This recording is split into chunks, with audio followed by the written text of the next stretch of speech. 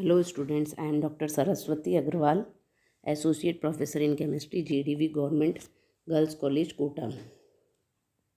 बच्चों, आज हम ऑर्गेनिक केमिस्ट्री का इपॉक्साइड के बारे में पढ़ेंगे। इपॉक्साइड्स बच्चों, ईथर एंड इपॉक्साइड्स हमने इससे पहले ईथर्स के बारे में पढ़ा। ईथर्स में बच्चों क्या था कि ऑक्सीजन की जो दो संयोजकताएं होती हैं उनसे एल्किल समूह जुड़े हुए होते हैं, तो वो ईथर बनता है। या हम कह सकते हैं कि जल के दो अणुओं में से जब जल का एक अणु निकल जाता है तो वो ईथर बन जाता है। यदि हम एल्कोक्साइड्स भी कह सकते हैं, इनको ईथर को एल्किल ऑक्साइड्स कह सकते हैं। उसी प्रकार अब इपॉक्साइड का हम बात करते हैं बच्चों। तो इपॉक्साइड क्या है? साइक्लिक ईथर्स हैं। साइक्लिक ईथर्स को हम इपॉक्साइड कहते हैं। ये 3 सदस्यीय रिंग है जिसमें कि ऑक्सीजन 2 कार्बन परमाणुओं से जुड़ा हुआ है और वो वलययुक्त साइक्लिक कंपाउंड है। हमने जैसे ईथर्स का नामकरण किया, उसी प्रकार IUPAC नामकरण पद्धति से इनको इपॉक्साइड को नामकरण करें तो इनको हम ऑक्सीरेन कहेंगे। ऑक्सीरेन क्या है? जिसमें कि 2 कार्बन परमाणु एक ऑक्सीजन से जुड़े हुए वलयाकार संरचना में उपस्थित है। सरलतम इपॉक्साइड्स में इथिलीन ऑक्साइड का नाम हम लेते हैं। इथिलीन ऑक्साइड में 2 कार्बन परमाणु एक ऑक्सीजन से जुड़े हुए हैं और वो सभी सैचुरेटेड कार्बन हैं। तो इस प्रकार इपॉक्साइड्स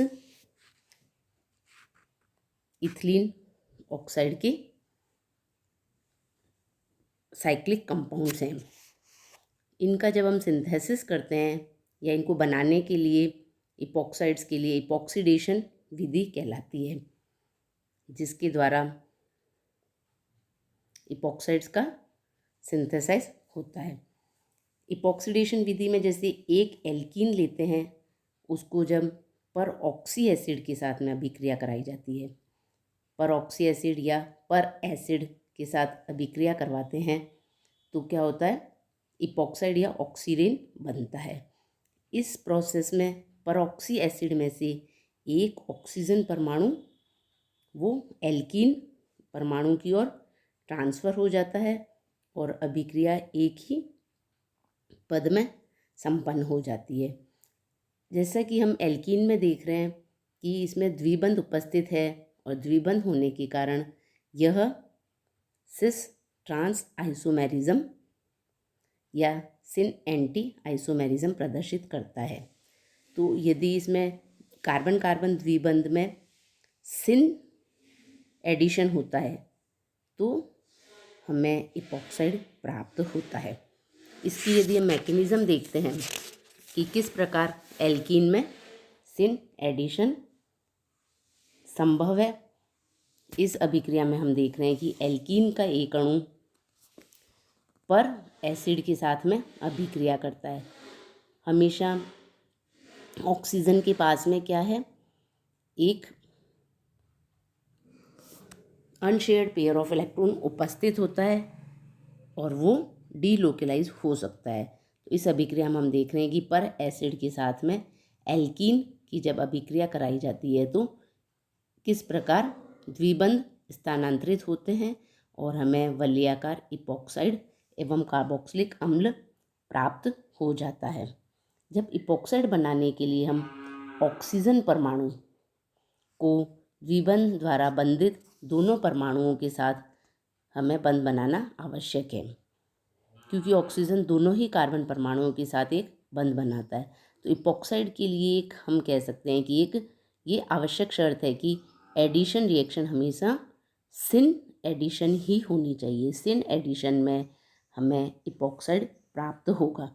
इपॉक्साइड बनाने के लिए अब तक जिन कार्बनिक परऑक्साइड्स का उपयोग करते हैं वे सब अधिकतर अस्थायी रहते हैं, अतः इस अभिक्रिया को संपन्न करना हमारे लिए काफ़ी दिक्कत वाला काम होता है। इसलिए प्रेजेंट पोजीशन में हम मैग्नीशियम मोनोपरऑक्सीथैलेट का उपयोग करते हैं, क्योंकि यह अच्छा स्थायी पदार्थ है और इसके साथ कार्य करना भी सुरक्षित है।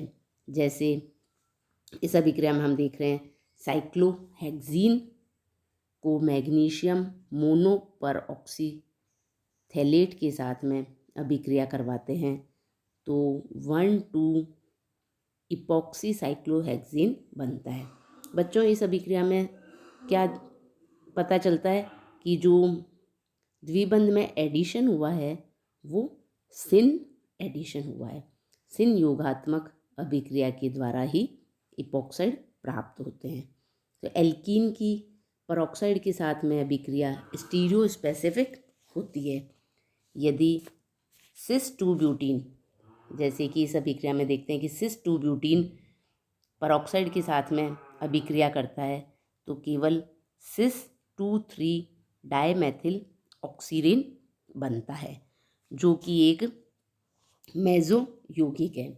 मेसो यौगिक का मतलब कि वो ऑप्टिकली इनएक्टिव होता है, जबकि इसी के समावयवी ट्रांस 2 ब्यूटीन के साथ जब परऑक्साइड के साथ अभिक्रिया करवाते हैं तो हमें 2,3 डायमिथाइल ऑक्सीरेन प्राप्त होता है और वो ऑप्टिकली एक्टिव है। ट्रांस के साथ में हमें ये प्राप्त होता है और सिस के साथ में हमें ये प्राप्त होता है। तो जब ट्रांस के साथ में 2 ब्यूटीन परऑक्साइड के साथ में ट्रांस 2,3 डायमिथाइल ऑक्सीरेन का रैसिमिक मिक्सचर प्राप्त होता है। इस प्रकार बच्चों, इपॉक्साइड्स क्या हैं? साइक्लिक ईथर कह सकते हैं उनको, हम साइक्लिक ईथर्स कह सकते हैं।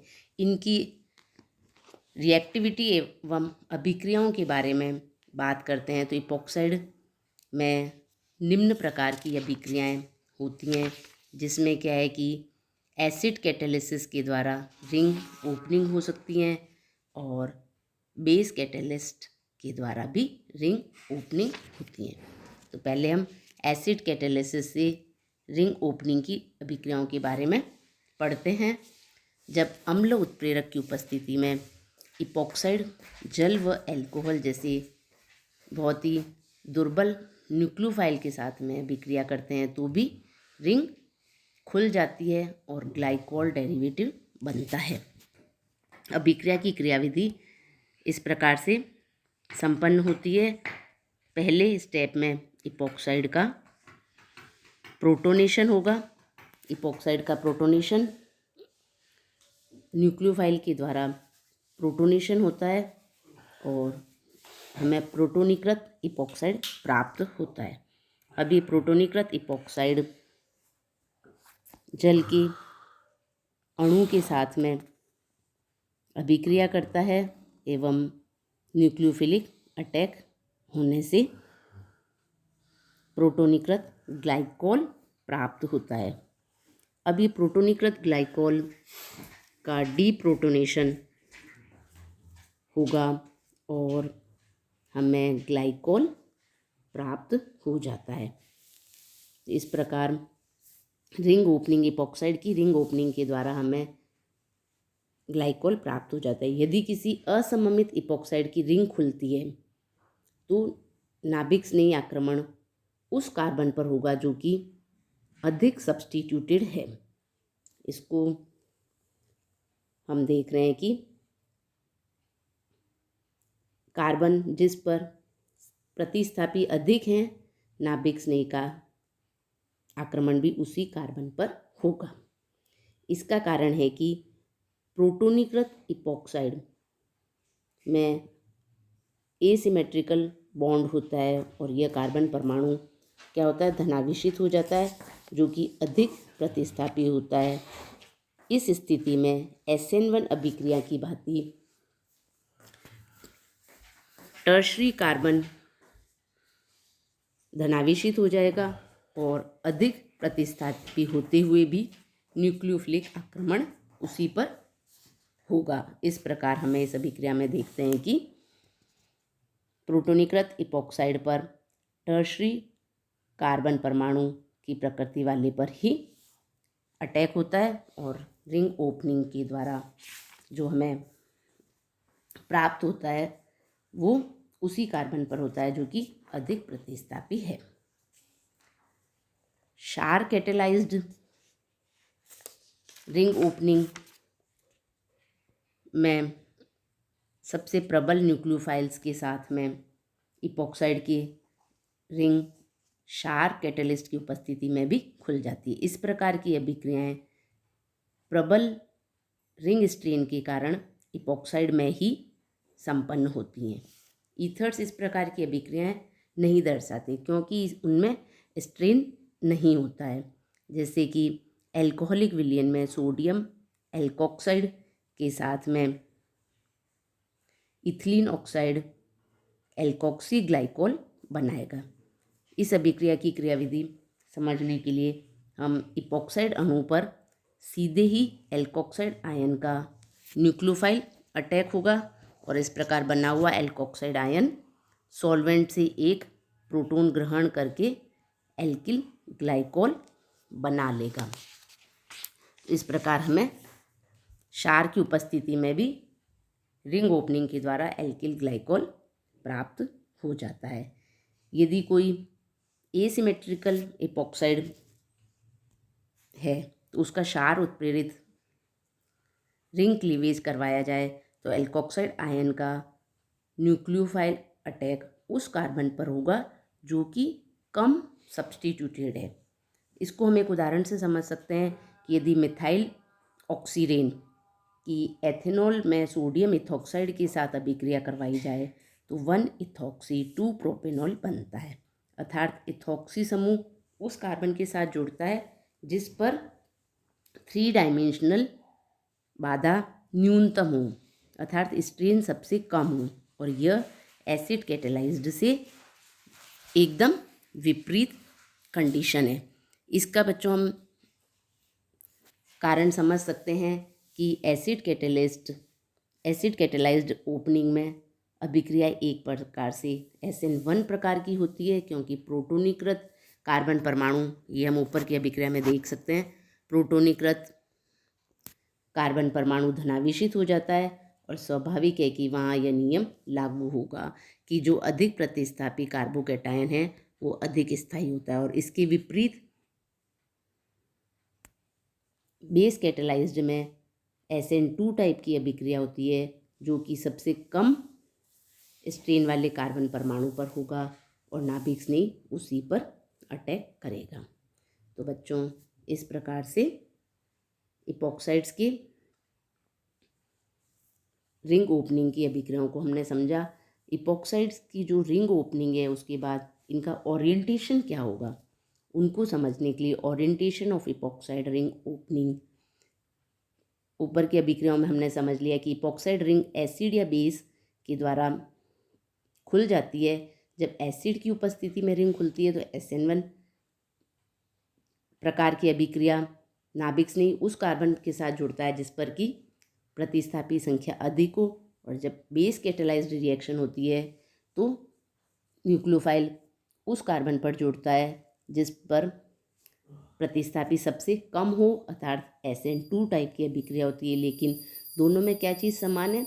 इपॉक्साइड अणु में कार्बन परमाणु पर नाभिक स्नेही का आक्रमण इपॉक्साइड रिंग की विपरीत दिशा में होता है। अतः उस कार्बन परमाणु के इन में क्या होगा? इन्वर्जन हो जाएगा, जबकि इपॉक्साइड रिंग के दूसरे कार्बन परमाणु का अभिविन्यास वही रहता है क्योंकि उस कार्बन ऑक्सीजन बंध का क्लीवेज नहीं होता है। जैसे कि अब इसको एक एग्जाम्पल के द्वारा हम समझाएंगे। 1,2 इपॉक्सी 1 मिथाइल साइक्लोहेक्सेन की इपॉक्सी रिंग का एसिड कैटेलाइज द्वारा खुलना निम्न प्रकार से बताया गया है, और इसी संक्रमण अवस्था में SN1 कार्बोकैटायन लक्षण उपस्थित हैं, परंतु फिर भी यह अभिक्रिया SN2 टाइप की प्रतिस्थापन अभिक्रिया है। हम देखते हैं कि इपॉक्साइड रिंग के कार्बन परमाणु पर नाभिक स्नेही ब्रोमाइड पीछे से आक्रमण कर रहा है, अतः इस कार्बन परमाणु के अभिविन्यास का क्या हो रहा है, प्रतिपन्न हो रहा है, और इसके विपरीत कार्बन परमाणु के अभिविन्यास पर कोई परिवर्तन नहीं आया। अर्थात उत्पाद में हम देख रहे हैं कि CH का अभिविन्यास वही है जो कि इपॉक्साइड रिंग में था। इसका कारण है कि इपॉक्साइड रिंग के खुलने में इस CO बंध का विदलन नहीं होता है और यह अभिविन्यास में कोई परिवर्तन की संभावना नहीं रहती है। तो इस प्रकार बच्चों इनके ओरिएंटेशन को हम समझ सकते हैं। इपॉक्साइड के साथ में कार्बधात्विक यौगिकों की भी अनेक अभिक्रियाएं होती हैं। मुख्य रूप से इपॉक्साइड किग्नार्ड अभिकर्मक व कार्ब लिथियम अभिकर्मक के साथ में अभिक्रिया करके प्राइमरी एल्कोहल्स का निर्माण करते हैं। इन अभिक्रियाओं में हम देख रहे हैं कि गिग्नार्ड अभिकर्मक व कार्ब लिथियम के साथ में अभिक्रिया करते हैं। गिग्नार्ड और लिथियम अभिकर्मक इपॉक्साइड रिंग के धनावेशित कार्बन परमाणु पर न्यूक्लियोफिलिक अटैक करते हैं और चूंकि यह अत्यंत स्ट्रेन में है अतः रिंग तुरंत खुल जाती है और हमें प्राइमरी अल्कोहल का सॉल्ट प्राप्त हो जाता है, जो कि अम्लीकृत करने पर प्राइमरी अल्कोहल को मुक्त कर देता है। यह दोनों ही उदाहरण से हम समझ सकते हैं। गिग्नार्ड अभिकर्मक मुख्य रूप से उस कार्बन परमाणु पर आक्रमण करता है जो कि कम प्रतिस्थापी है, और इसी प्रकार कार्ब लिथियम यौगिक भी इसी भांति इपॉक्साइड के साथ में अभिक्रिया करके प्राइमरी अल्कोहल्स दे देते हैं। तो बच्चों ईथर्स एवं इपॉक्साइड के बारे में हमने अभी ये पढ़ा, जिसमें कि कार्बनिक यौगिक में ऑक्सीजन की दोनों संयोजकताओं से कार्बन जुड़े हुए हैं। धन्यवाद।